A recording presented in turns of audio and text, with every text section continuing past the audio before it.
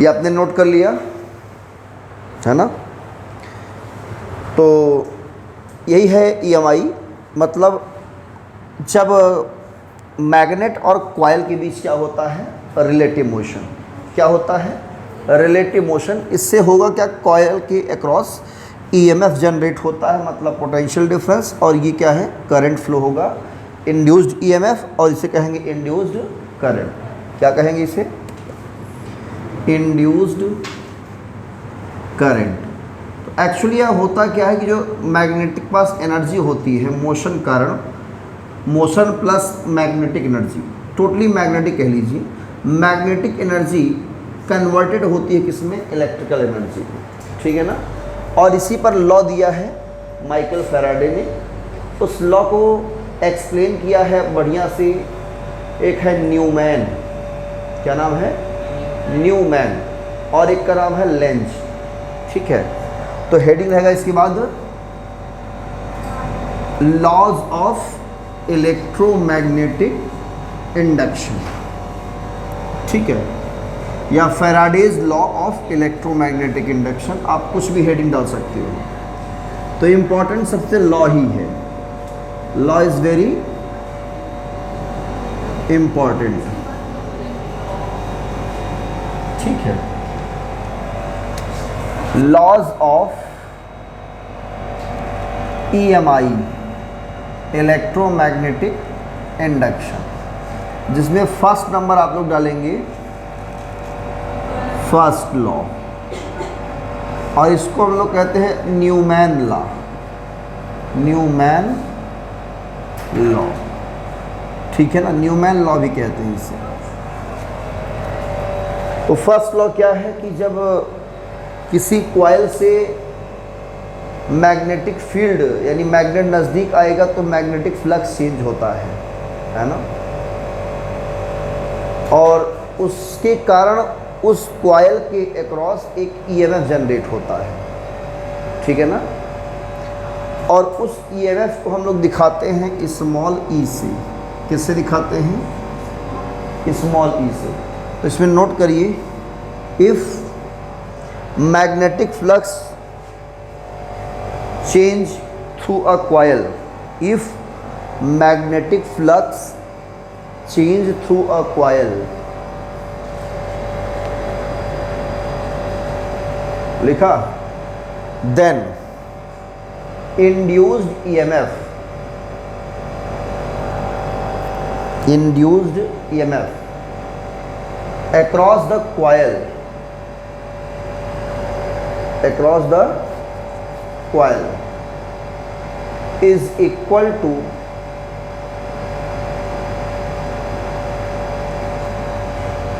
negative sign of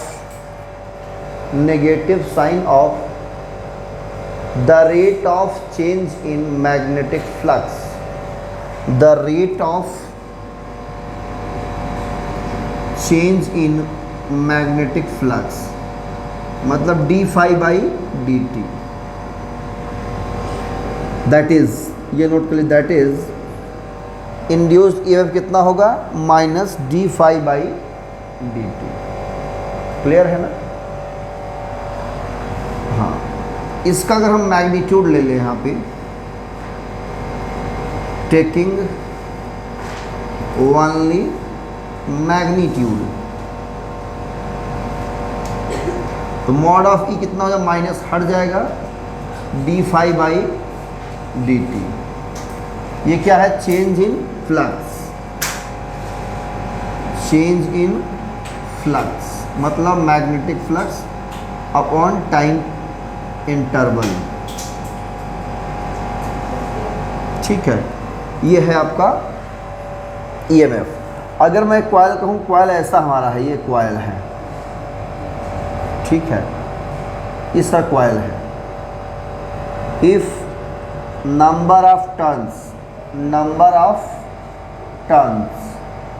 in the coil is capital N, then EMF कितना होगा, minus N d phi by dt। ये formula बन जाएगा equation number first. तो मैं चाहूँगा यहाँ तक आप सभी पहले नोट करिए।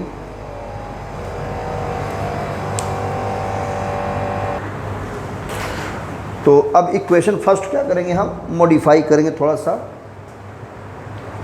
कि equation first can also be expressed as, आप लिखेंगे change the paragraph, equation first can be also expressed as, can also be expressed as, क्या करेंगे, n को अंदर भेजेंगे, equal to minus D N phi by D T, ये हो जाएगा। ठीक है, इक्वेशन नंबर 2। इस एन फाई को हम लोग कहते हैं number of flux linkages. N phi is called number of flux linkages, ठीक है, and its SI unit is, flux क्या होता है, वेबर, और नंबर ऑफ टर्न्स का टर्न, यानी वेबर टर्न, ठीक है, यह है इसकी एसआई यूनिट। नोट करिए यहाँ तक।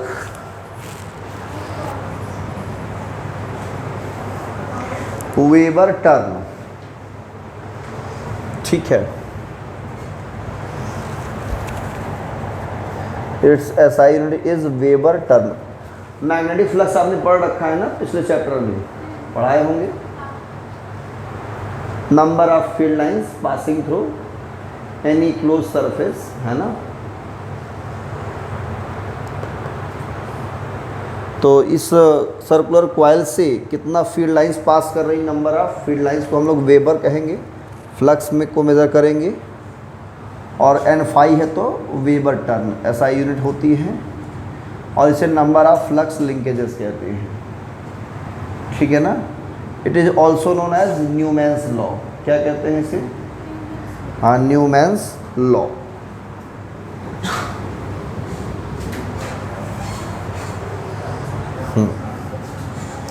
अब सेकेंड लॉ डालिए, second number, second law.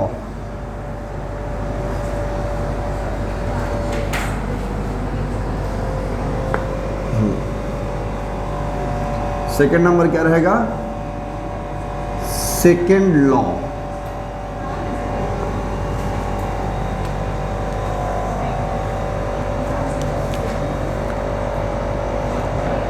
Second law,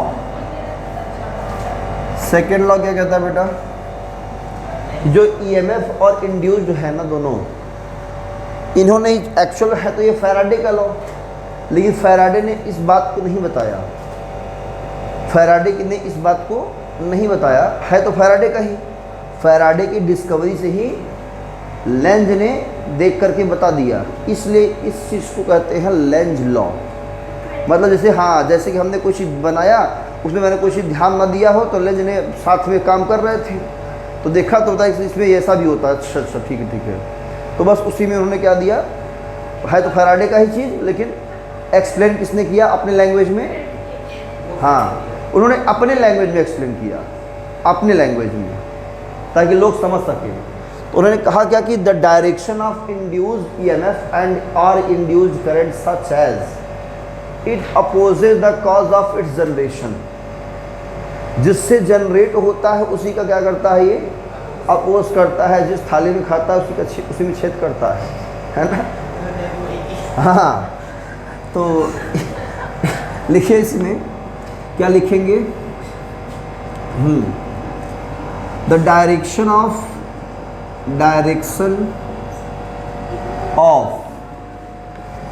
induced EMF और current is always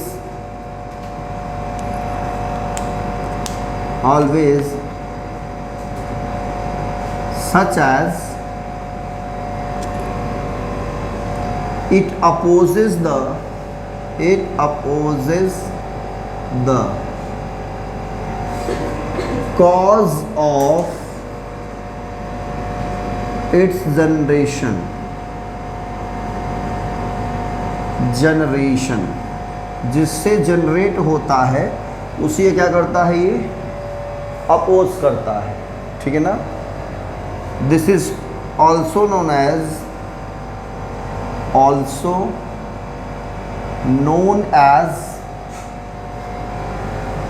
lens law. इसे हम लोग क्या कहते हैं, Lenz law. It is based on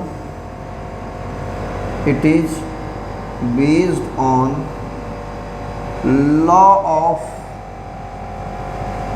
conservation of energy. It is based on law of conservation of energy. किस पर based है ये, law of conservation of energy पर बेस्ड है ये। तो यहाँ होता क्या है, मैग्नेटिक एनर्जी कन्वर्ट किस में होती है, इलेक्ट्रिकल एनर्जी में। तो एनर्जी क्या है, कंजर्व है ना। तो अगर एग्जाम में कभी पूछता है लेंज लॉ बेस्ड ऑन, क्या बताएंगे, law of conservation of momentum, law of conservation of energy, law of conservation of angular momentum, law of conservation of charge. कौन सा है, हाँ चार्ज मत लगा देना भूल करके भी, है ना। तो लॉ ऑफ कंजर्वेशन ऑफ क्या लिखेंगे, एनर्जी लिखेंगे। क्लियर है, यही है सेकेंड लॉ। अब इसे हम डिटेल में थोड़ा एक्सप्लेन करेंगे, कैसे लेंज लॉ समझ चुके हैं कि इसका अपोज करता है ना। यहाँ पर लेंज समझ चुके हैं कि डायरेक्शन इसका इस प्रकार होगा कि जिससे जनरेट होगा उसी का अपोज करेगा, ठीक है ना। अगर कोई करंट जनरेट हो रही तेज़ी से, है ना, तो उसका भी क्या होगा, अपोज करेगा। आगे हम पढ़ेंगे सेल्फ इंडक्शन और म्यूचुअल इंडक्शन में, और मज़ा आएगा आपको। तो आइए समझते हैं कैसे करंट जनरेट हो रहा है और वो अपोज करेगा किसका, जिससे जनरेट हो रहा है। भाई कौन जनरेट कर रहा है इसको बताओ, इंड्यूस्ड ईएमएफ या इंड्यूस्ड करंट को कौन जनरेट कर रहा है। कहोगे सर नहीं मालूम, यही कहोगे ना। इतनी कहानी पढ़ा दिए, लेकिन आप लोग को अभी भी नहीं मालूम कि मैं क्या पढ़ा रहा हूँ, है ना। गुड, वो मैग्नेट के मोशन का अपोज करेगा, है ना। अब मोशन का अपोज करने का मतलब ये है कि जो फ्लक्स में चेंजेस हो रहा है, भाई मोशन आएगा तो फ्लक्स आएगा, दूर जाएगा तो फ्लक्स कम होगा, तो फ्लक्स कॉइल से क्या होगा, चेंज होगा। तो फ्लक्स में चेंजेस होने का अपोज करता है। अगर एक बार ढेर सारी फील्ड लाइंस घुस गई कॉइल में तो उसको जाने नहीं देना चाहेगी कौन, करंट या ईएमएफ। और अगर जा रही है तो उसे जाने नहीं देगी, है ना। अगर इंक्रीज हो रही तो उसे इंक्रीज नहीं होने देगा, और डिक्रीज हो रहा है तो डिक्रीज भी नहीं होने देगा। हाँ, हमेशा अपोज करेगा, ध्यान दो। जैसे कि मान लो ये कॉइल है और कोई ये मैग्नेट है, नॉर्थ पोल आया, यहाँ से फील्ड लाइंस निकल रही ऐसे ऐसे ऐसे ऐसे ऐसे ऐसे ऐसे, ढेर सारी फील्ड लाइन हो पास कर रही है। नॉर्थ पोल नज़दीक आएगा तो सामने क्या बन जाता है मालूम है, एंटी क्लॉकवाइज करंट फ्लो करेगा।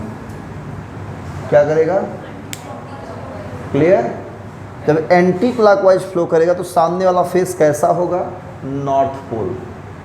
इस कॉइल का सामने वाला फेस कैसा बिहेव करेगा, नॉर्थ पोल। भाई निकालो इसे, राइट हैंड थंब रूल बनाओ इसमें कॉइल के लिए। अगर इंड्यूस्ड करंट ऐसे है तो मैग्नेटिक फील्ड किधर होगी, बाहर की तरफ। जो मैग्नेटिक फील्ड आएगी वो इस मैग्नेटिक फील्ड क्या करेगी, अपोज करेगी, क्योंकि इसी के आने से जनरेट हुआ ये, तो इसी के क्या करेगी, ये अपोज करेगी। क्लियर। भाई ये नज़दीक आ रहा है, नज़दीक आई तो ढेर सारी फील्ड लाइंस पास की, उससे करंट आया। अब जैसे करंट आया ये क्या करेगा, इसी के जनरेशन में क्या करेगा, अपोज करेगा। मतलब इसके आने का अपोज करेगा, यूँ कह लीजिए, इसके आने का अपोज करेगा, ठीक है ना। ये मोशन किधर है, इस डायरेक्शन में है। या यूँ कह लीजिए कि फ्लक्स में चेंजेस का अपोज करेगा, ठीक है ना। इट अपोजेस द, लिख देता हूँ, it opposes the change in magnetic flux. Magnetic flux, magnetic flux में होने वाले चेंजेस क्या करता है, ये अपोज करेगा। क्लियर है। अब ध्यान दो, जब हम मैग्नेट को पीछे खींचेंगे तो अब क्या होगा, पीछे की मोशन खींच रहे हैं ना, मूव बैकवर्ड, तो ये कॉइल में क्या होगा, हमारा फील्ड लाइंस ऐसे जा रही थी,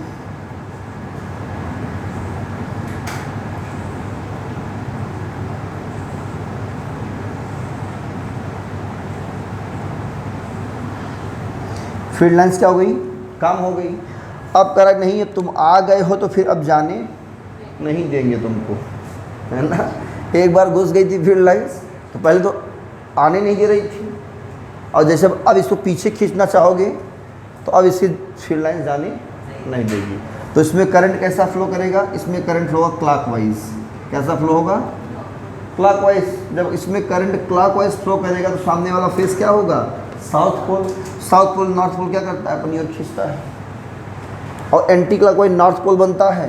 कैसा बनता है ये, नॉर्थ पोल बन क्या बने करेगा, इसको रेपेल करेगा, और यहाँ साउथ पोल बनकर क्या करेगा, अट्रैक्ट करेगा। तो अपोज भी कर रहा है ना, बोलो, अट्रैक्ट कर रहा है तो भी क्या कर रहा है, अपोज कर रहा है जाने का इसके, और ये नज़दीक आ रहा है तो इसके आने का क्या कर रहा है, अपोज कर रहा है नॉर्थ पोल बन करके। तो यही क्या है, जो ईएमएफ है या करंट है, करंट कैसे चल रहा है, ईएमएफ है, तो करंट के अकॉर्डिंग हमारा ईएमएफ भी होता है। करंट हमेशा प्लस से माइनस की तरफ फ्लो करेगा। यही है law of conservation of energy, यही है लेंज लॉ, मतलब जिससे जनरेट हुआ उसी का अपोज करेगा, ठीक है ना। ये डायग्राम बना लीजिए, इसमें ढेर सारी फील्ड लाइंस पास कर रही हैं, तो नॉर्थ पोल बन रहा है, अपोज कर रहा है, इसको पीछे खींच रहे हैं तो कम हो रहा है, तो इसको जाने से रोक रहा है ना।